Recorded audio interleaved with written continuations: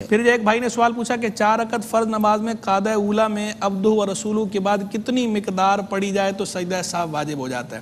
قعدہ اولا کے بعد اگر آپ نے یعنی قعدہ اولا میں جب بیٹھتے ہیں عبدہ و رسولہ تک پڑھ کے کھڑا ہونا ہوتا ہے. عبدہ و رسولہ کے بعد اگر آپ نے ایک جملہ ادا کر لیا تو اس سے سجدہ سہو واجب ہو جائے گا اگر بھولے سے ہوا ہو تو. اگر جان بوجھ کے کیا تو پھر دوبارہ پڑھنی ہوگی نماز. ایک جملہ یعنی تام ہو جائے، جیسے اللہم صلی علی سیدنا کہہ دیا یا اللہم صلی علی محمد کہہ دیا تو جملہ تام ہو جائے. اگر صرف اتنا کہا تھا اللہم صلی علی تو اب یہ جملہ تام نہیں ہوا تو اس میں سجدہ سہو واجب نہیں. اچھا ہوا آپ نے وضاحت کر دی، لیکن اگر آپ لفظ سمجھ رہا تھا، لیکن اگر جملہ تام ہو گیا، جملہ مکمل ہو گیا تو اس صورت میں جو ہے وہ سجدہ سہو اللہم صلی علی محمد یا اللہم صلی علی سیدنا تو ابھی سیدنا تو ابھی یہ جملہ تام ہو گیا، مکمل ہو گیا. بالکل ٹھیک. ادھورے جملے پر جو ہے وہ نہیں ہے سجدہ. بالکل ٹھیک. پھر جو ہے وہ ایک بہن نے پوچھا، بھائی نے پوچھا کہ ایک میرا چھوٹا بھائی ہے، وہ حافظ قرآن تو نہیں ہے لیکن اپنے آپ کو لوگوں کے سامنے حافظ قرآن ظاہر کرتا ہے اور ڈنڈی مارتا ہے، لوگوں کے ساتھ دھوکہ بھی کرتا ہے. 2 الگ الگ مستقل گناہ کر رہا ہے. دھوکہ دینا ویسے بھی حافظ قرآن ہو یا نہ ہو، دھوکہ دینا حافظ قرآن کے لیے بھی جائز نہیں ہے، بلکہ دھوکہ تو وہ چیز ہے کہ جس کے بارے میں فرمایا گیا کہ یہ کافر کو بھی نہیں دے سکتے الا یہ کہ حالت جنگ ہو. حالت جنگ کے سوا یعنی جہاد فی سبیل اللہ کے موقع کو چھوڑ کر تو دھوکہ کافر کو بھی نہیں دیا جا سکتا. غدر کی اجازت نہیں ہے چہ جا کے کسی مسلمان کو. فرمایا من غشا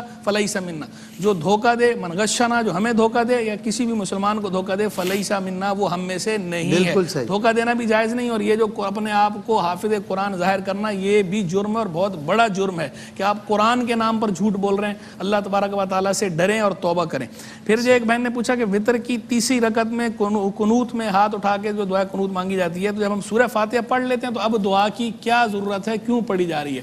دیکھیں یہ شریعت کی تعلیم ہے، اللہ اور اللہ کے رسول علیہ السلام کی تعلیم ہے. وتر میں دعا قنوت پڑھنے کا حکم اللہ اور اللہ کے رسول کی طرف سے، اس لیے وتر میں دعا قنوت پڑھی جاتی ہے. تو جب اللہ اور اللہ کے رسول اگر فرمائیں وہ ایک بار کیا 4 بار دعا کا فرمائیں گے تو وہ 4 بار بھی ہم کریں گے تو اس میں یہ نہیں کہا جائے گا کہ بھئی ایک دفعہ دعا ہو گئی ہے تو اب کیا. اللہ اور اس کے رسول کی تقلید بھی فرما دیں اندھی ہوگی. بالکل جب فرما دیا اللہ نے تو وہ بس سر تسلیم خم ہے. اور رہ گئی بات یہ کہ ہاتھ اٹھانے سے اگر مراد یہ ہے کہ ایسے ہاتھ اٹھا کے کوئی دعا مانگتا ہے تو ایسے ہم نے دیکھا نہیں ہے کوئی ایسے ہاتھ اٹھا کے دعا مانگتا ہو، لیکن کوئی اگر ایسا کرتا ہے تو ہاتھ نہیں اٹھانے چاہیے.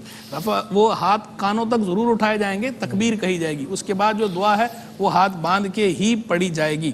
پھر جو ہے وہ ایک بہن نے پوچھا کہ زکوٰۃ کے پیسوں سے کیا ہم قرآن شریف رکھوا سکتے ہیں؟ تو زکوٰۃ کے پیسوں سے قرآن شریف نہیں رکھوا سکتے. زکوٰۃ کے لیے شریف فقیر کو تملیک ضروری ہوتی ہے کہ آپ شریف فقیر کو مالک بنائیں زکوٰۃ کے مال کا. تو قرآن شریف اگر آپ کہیں مسجد میں رکھوا رہے ہیں، کسی ایسی جگہ مدرسے میں رکھوا رہے ہیں، تملیک نہیں پائی جا رہی اس کے اندر.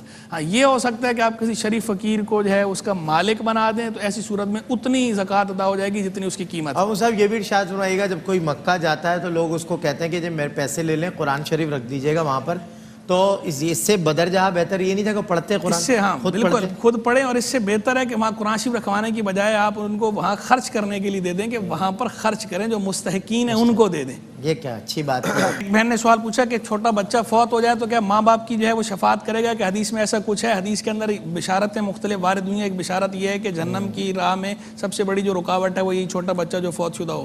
اسی طرح ایک حدیث کے اندر یہ ہے کہ اس کے لیے اللہ تبارک و تعالیٰ جنت میں گھر بنائے گا اس کے والدین کے لیے اگر انہوں نے اس پہ صبر کیا اور انا للہ و انا الیہ راجعون کہا اور بے ناشکری کا مظاہرہ یا بے صبری کا مظاہرہ نہیں کیا. اس طرح شفاعت کے بارے میں بھی روایات موجود ہیں. پھر جو ہے وہ ایک بھائی نے سوال پوچھا، بڑا عجیب و غریب سوال پوچھا کہ بچہ پیدا ہونے کے کتنے دن بعد عورت کے ہاتھ کا پکا ہوا کھانا کھانا جائز ہے؟ عورت کے ہاتھ کا پکا کھانا جائز ہے، ہر وقت جائز ہے، اس کا تعلق اس سے کوئی نہیں ہے. نجاست حکمی ہوتی ہے، وہ ایسی نجاست نہیں ہوتی کہ ہاتھ میں سرایت کر گئی ہے کہ اگر وہ کھانا پکا دے گی تو وہ کھانا ناجائز ہو جائے گا. وہ کھانا بہرحال جائز ہے، لیکن اس کا یہ مطلب ہی نہیں اگر وہ بیمار ہے تو آپ زبردستی جو ہے وہ یہ ٹائم ہم سے پوچھ رہے ہوں کہ اس کے بعد کہنے نہیں بھائی تم کھانا بناؤ ہی بناؤ.